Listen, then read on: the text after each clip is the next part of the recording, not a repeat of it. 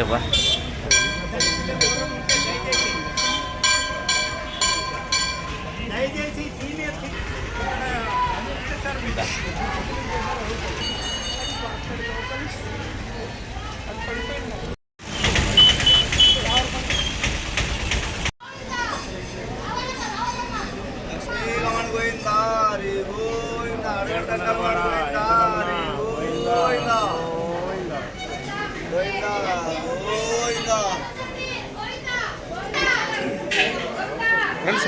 రండి వాళ్ళు పోతారు ఫోన్లో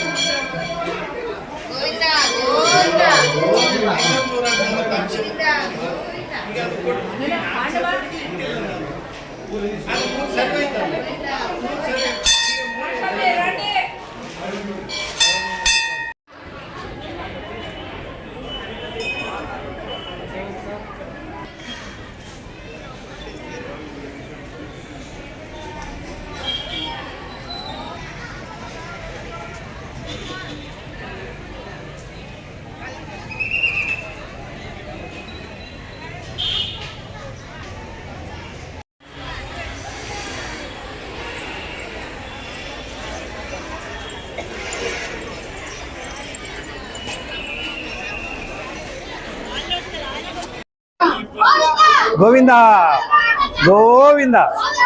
ఈరోజు వైకుంఠ ఏకాదశి సందర్భంగా మన ఆదోనిలో జనసముద్రంగా మన భక్తులంతా దర్శనానికి చాలా విచ్చేస్తున్నారు. ప్రశాంతంగా జరుగుతుంది. జనాలు కూడా చాలా ప్రశాంతంగా వస్తున్నారు. వాళ్ళకు తగిన ఏర్పాట్లన్నీ చేసి ఉన్నాము. భక్తులు కూడా సహకరిస్తున్నారు. మనకు ఎలాంటిది ఇది లేకుండా భక్తులు చాలా సహకరిస్తున్నారు. ప్రతి సంవత్సరం మాదిరిగా భక్తులు ఈసారి ఎక్కువగానే కనిపిస్తున్నారు దేవాలయంలో. వాళ్ళకి తగిన ఏర్పాట్లన్నీ చేసి ఉన్నాము దేవాలయం నుంచి. నేను దేవాలయం మేనేజర్ ఈరన్న. శ్రీ గురుభ్యో నమః. మహాగణాధిపతి నమః. ఈరోజు ముక్కోటి ఏకాదశి పర్వదినం. మహావిష్ణువు నిలయం వైకుంఠం అన్నమాట. ఆ వైకుంఠ ద్వారాలు తెరిచి భక్తులకు దర్శనమిస్తారు. దేవతలకు ఉత్తరాయణము పగలు, దక్షిణాయనము రాత్రి కాబట్టి ఆయన ఉదయమునే లేచి సమస్త దేవతలకు దర్శనం ఇస్తారన్నమాట. ఆ దేవుని యొక్క వరాలు పొందడానికి మొదటి చూపు మాపైనే పడాలని ఆ దేవుని యొక్క ప్రార్థన చేసుకుంటారు. ఈరోజు ఎవరైతే సూర్యోదయానికి ముందుగా విష్ణు ఆలయానికి వెళ్ళి ఆ వెంకటేశ్వర స్వామిని దర్శనం చేసుకోవడం వల్ల వాళ్లకు సౌభాగ్యం కలుగుతుందని, అనుకున్న కార్యక్రమాలు జరుగుతాయని, వాళ్ళకు సుఖ సంతోషంతో ఉంటారని చెప్పడం జరిగింది. అందుకే ఈరోజు ఉదయం 5 గంటల నుంచి చాలా విశేషమైన భక్తులు శ్రీ తిరుమల వెంకటేశ్వర స్వామి దేవాలయానికి వస్తున్నారు. వారి యొక్క ప్రతి ఒక్క భక్తులకు ఆ స్వామి యొక్క ఆశీస్సులు నిండుగా ఉండాలని కోరుకుంటాను. నా పేరు కమలా నాభ శర్మ. హరే వెంకటేశ. ఈరోజు ముక్కోటి ఏకాదశి పర్వదినము. ముక్కోటి ఏకాదశి పర్వదినం అనగా 3 కోట్ల దేవతలు ఈరోజు భూమిలో సంచరిస్తున్నారు.